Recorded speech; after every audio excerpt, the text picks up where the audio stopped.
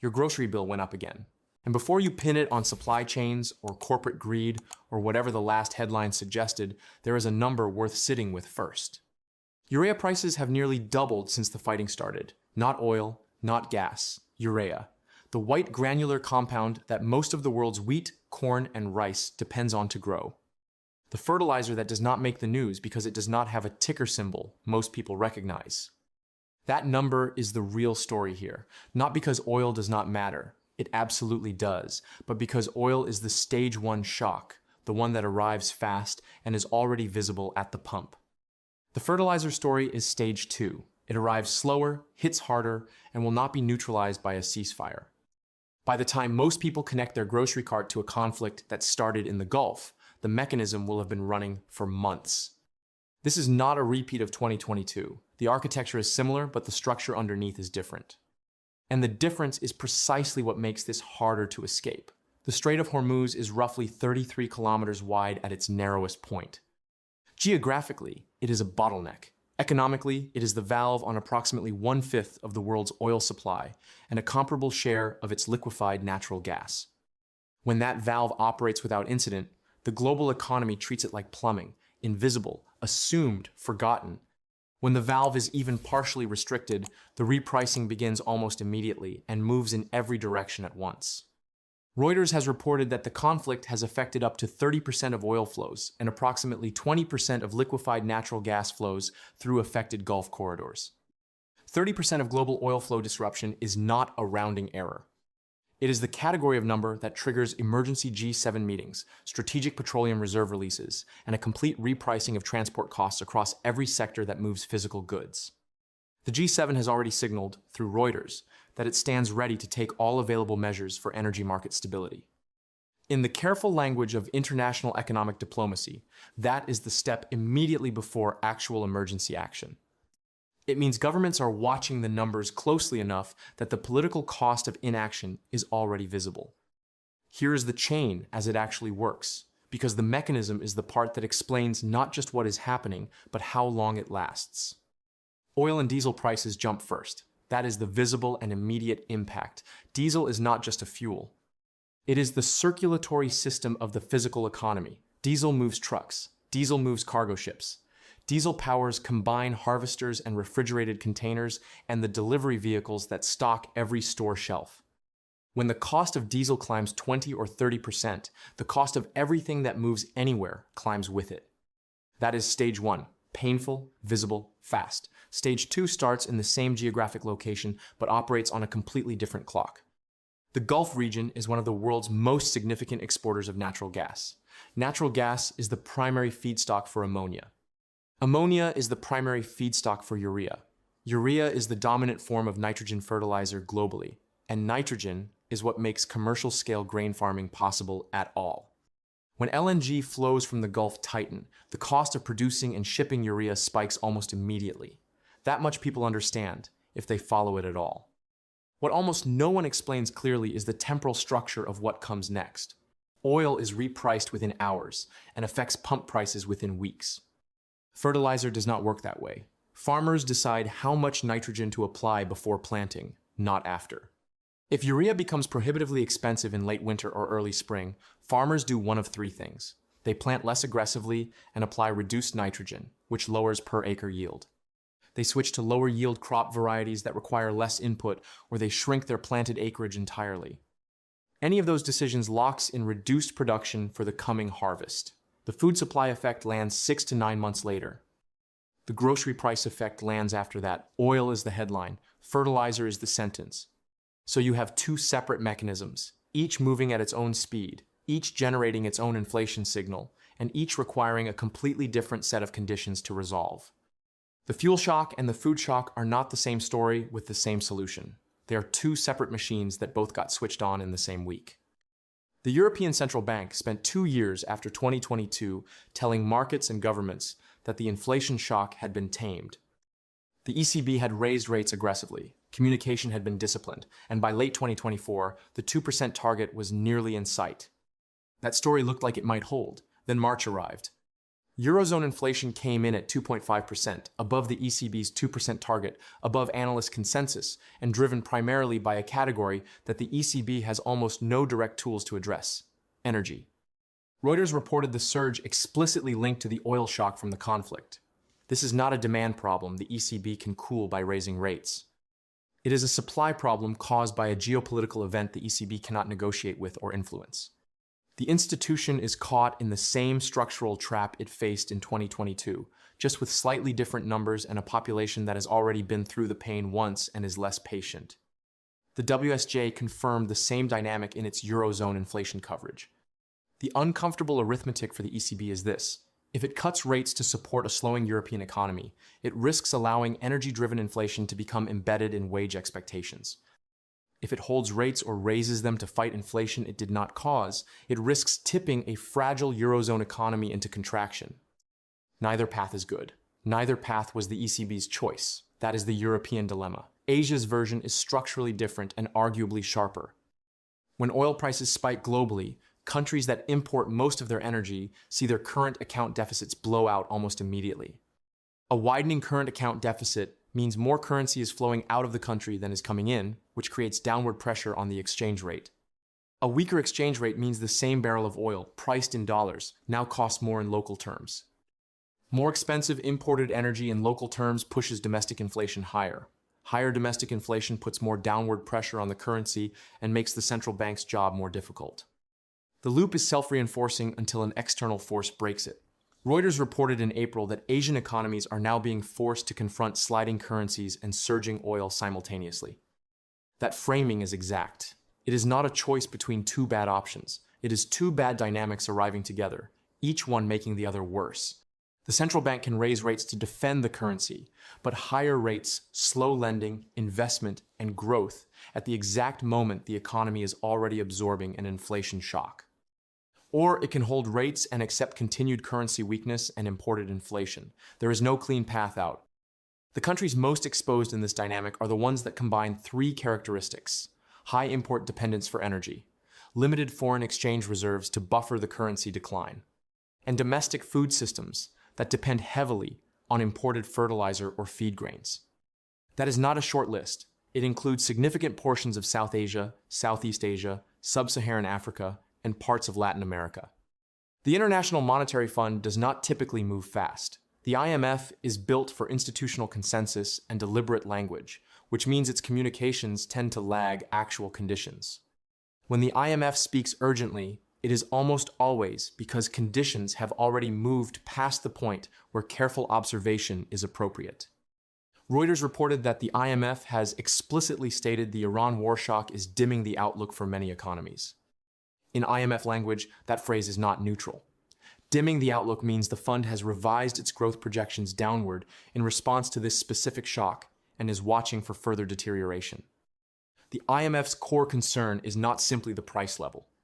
It is the propagation path, energy inflation feeding into wage demands, which feed into core inflation in services, which forces central banks to keep policy tighter for longer, which depresses investment, hiring, and credit expansion across multiple economies simultaneously. That is the mechanism that turned the 2022 energy shock into a coordinated global tightening cycle that lasted nearly 2 full years. The IMF is flagging, in careful but unmistakable terms, that the architecture for a similar propagation is already in place. Scale matters here, and the numbers are worth holding. Reuters has reported disruption to up to 30% of oil flows through affected Gulf corridors. To put that in practical terms, prior to the conflict, global oil markets were moving roughly 100 million barrels per day. A 30% disruption to Gulf corridors does not mean 30% of global supply disappears. Rerouting, strategic reserves, and alternative sourcing cushion the immediate physical impact. But it does mean that every barrel that has to be rerouted around the Gulf adds shipping distance, insurance cost, and transit time. Every tanker that now carries a war risk insurance surcharge passes that cost to the refiner, who passes it to the distributor, who passes it to the pump. The insurance mechanism is particularly fast. When Gulf transit risk rises sharply, Lloyd's and the marine insurance market reprice war risk premiums within days. Ship operators respond by adding emergency surcharges to freight contracts. Those surcharges are applied not just to tankers carrying oil, but to any vessel that now faces elevated risk in the broader corridor, which includes container ships carrying grain, cooking oil, electronics components, and industrial inputs. The mesh of global trade does not have clean sectoral borders. When the insurance market reprices Gulf transit risk, it is repricing a significant fraction of all seaborne trade simultaneously. The LNG disruption carries a specific compounding effect that loops back to the fertilizer mechanism. 20% of global LNG flows disrupted means tighter natural gas supplies in Asia and Europe, both of which depend on Gulf LNG. Tighter natural gas supplies mean higher spot gas prices for industrial buyers, including the ammonia plants that produce the feedstock for urea. Higher ammonia input costs plus tighter LNG supply for production plus disrupted Gulf export routes for the finished product all converge on the same outcome: urea prices spike. Business Insider has reported that urea prices have nearly doubled since the conflict escalated. Agricultural economists cited in that coverage are warning of food price increases in the range of 12 to 18% if the fertilizer disruption persists through the planting season. The qualifier matters. If the disruption persists through planting season, for significant portions of the Northern Hemisphere grain belt, that window is the March through June period. It does not wait for diplomatic resolution. The arithmetic translates in ways that are worth making concrete. A 12% increase on a weekly household grocery spend of $150 adds $18 a week. Over the course of a year, that is approximately $930. For a household running with limited discretionary budget, which describes a substantial fraction of households in every major developed economy after 2 years of elevated rates and declining real wages, $930 is not an abstraction. It is a car payment, a utility bill, or 4 months of school lunches. Now add 18% to that same baseline, and the annual hit is approximately $1,400. These are not the highest end of the projection range. They are the middle, and the secondary transmission is where it compounds further. When grain input prices rise, livestock feed prices rise. Grain is the primary input for commercial poultry, pork, and cattle operations. When feed costs rise substantially, the cost of chicken, pork, beef, eggs, and dairy follows within 1 to 3 production cycles. The timing varies by animal type. Poultry cycles are shorter, cattle cycles are longer, but the direction is the same. A fertilizer shock that starts in grain does not stay in grain. Here is the counter-argument. It is the obvious one, and it deserves a real answer. If the war ended tomorrow, prices would fall. Markets would reprice immediately. Crude would drop. Fuel costs would normalize within weeks. That is true for oil. It is genuinely and specifically true. Crude futures markets respond to conflict resolution within hours of credible signals. Retail gasoline prices in the United States typically follow a meaningful crude move downward within 1 to 3 weeks. Though the adjustment is historically slightly slower on the way down than on the way up, a phenomenon the petroleum industry calls rockets and feathers, and which the Federal Trade Commission has studied extensively. For the fuel component of this story, a ceasefire is genuinely the correction mechanism that is not being dismissed. Fertilizer does not work on that logic. Urea contracts in commercial agriculture are typically negotiated months in advance. Production capacity that was idled, rerouted, or scaled back because of LNG supply constraints does not restart within weeks of a ceasefire. It restarts when gas supply normalizes, feedstock inventories rebuild, and producers have confidence that the market conditions justify ramping back up.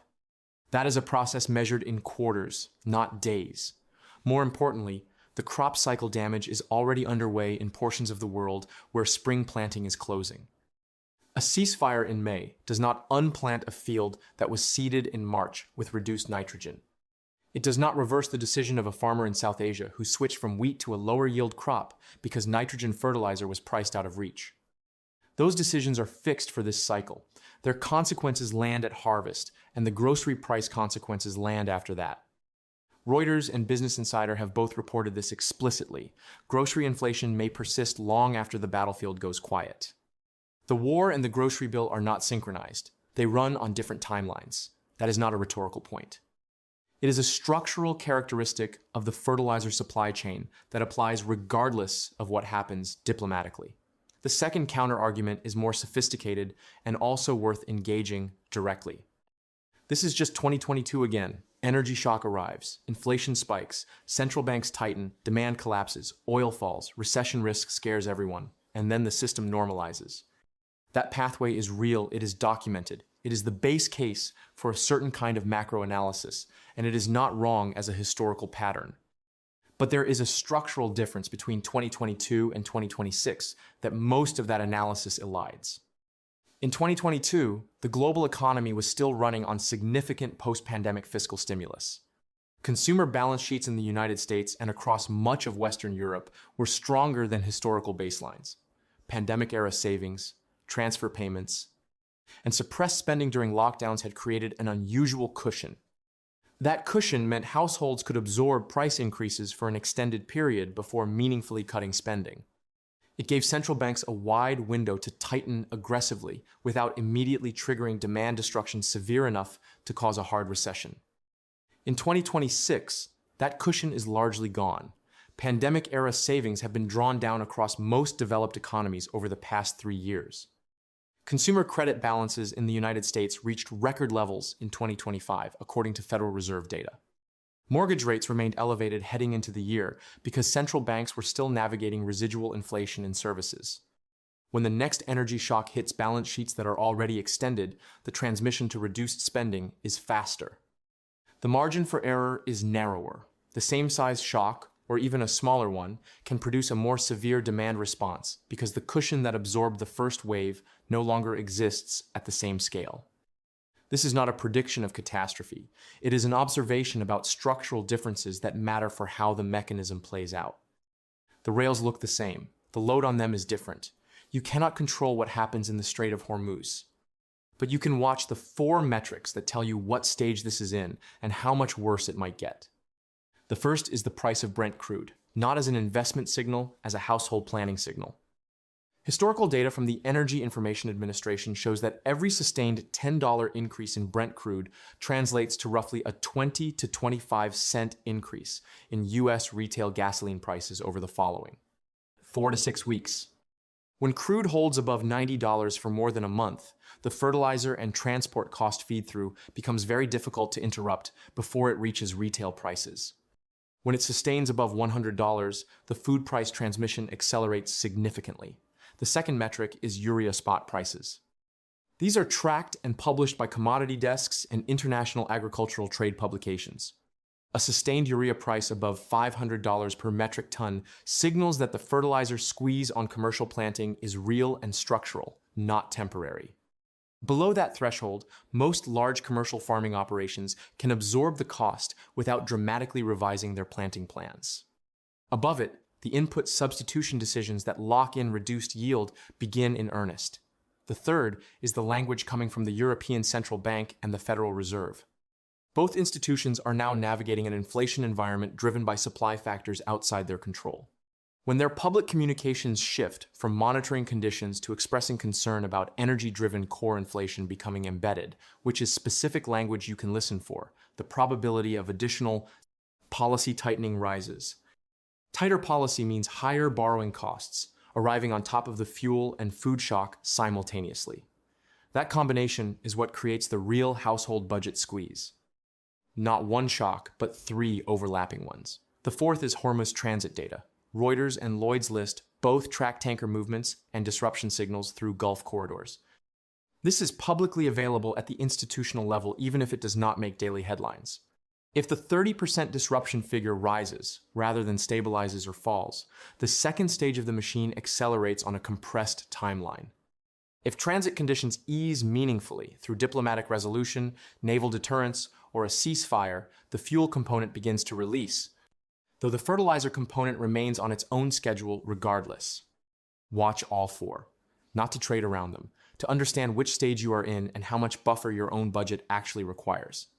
Every war eventually generates a bill, not just for the governments fighting it, for everyone downstream. And in a globalized economy where the Strait of Hormuz connects Gulf energy to European electricity, to Asian currencies, to American fertilizer suppliers, to the grain that becomes the bread on your table, the downstream reaches farther than most people think. The gas price is already visible. You see it every time you pass a station. The grocery price is coming. You will see it at the checkout line, probably before you read a headline that explains why it is there. And the fertilizer story, the one running quietly underneath both, is the reason that grocery price does not simply reverse the month after diplomats reach an agreement. You did not choose this. You do not control its timing. What you control is whether you understood the mechanism clearly enough to see stage 2 coming before it arrived, instead of after. The war and the grocery bill run on different timelines. The war might end on any given day. The bill shows up on its own schedule.